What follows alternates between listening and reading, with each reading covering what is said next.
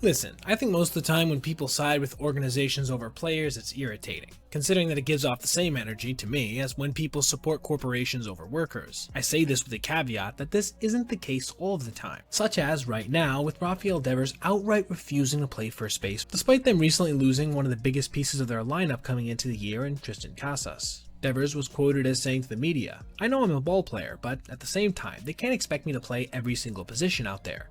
In spring training, they talked to me and basically told me to put away my glove, that I wasn't going to play any other position but DH. So right now, I just feel like it's not an appropriate decision by them to ask me to play another position. It was the GM I spoke with. I'm not sure what he has with me. He played ball, and I would like to think he knows that changing positions like that isn't easy." I want really badly to side with Rafi here, but consider the pattern of behavior. When they managed to sign Alex Bregman over this offseason, one of the best fielding third basemen in all of the big leagues, his initial reaction was, "I'm not moving off of my position," even though he was statistically the worst third baseman since he made his debut. He did begrudgingly cede this spot to Bregman right before spring training ended, but it certainly felt like a move done out of pressure by management rather than any new realization that he came to. Now that Tristan is down, to me this almost feels like a small amount of petty revenge. Almost as if he's saying, well, you didn't want me to play the field before, I'm not going to play the field now, which, of course, is just, on its face, ridiculous. Just because the team didn't want him to play a position that he would actively hurt them at, doesn't mean he couldn't help them win by playing a much easier position.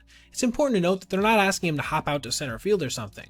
This is first base, a spot that catchers are known to casually play on a partial day off to keep their bat in the lineup. It's not exactly rocket science, and for a guy who's just 28 years old, this also shouldn't be a matter of you can't teach old dogs new tricks. He's not even at the halfway point of his extension after all. Right now, the Red Sox are 20-19, which, courtesy of the AL East having an overall rocky start, has them second in their division. However, this could change relatively soon if they have to trot out some combination of Romy Gonzalez and Abraham Toro out there at one of the most important offensive positions on the field, both of which, by the way, have career OPS plus numbers under 90.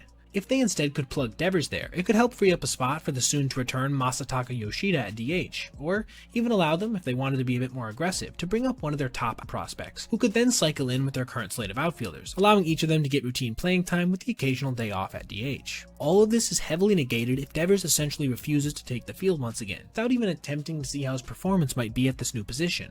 It honestly just feels selfish, and like I said, more than a little petty. And I do hope that he ends up being willing to be flexible in this way for his teammates and the Boston fans, if for nobody else. Now, thank you so much for watching, and I hope you enjoyed. Also, if you ever see something you'd like to see detailed in a Made the Cut video, whether that be a specific play or a narrative surrounding a certain player or team, feel free to reach out to my email, basebpoet@gmail.com. That's B-A-S-E, letter B, P-O-E-T @gmail.com. If I use your idea, I'll be sure to give you credit. Have a great rest of your day, and I'll see you in the next one.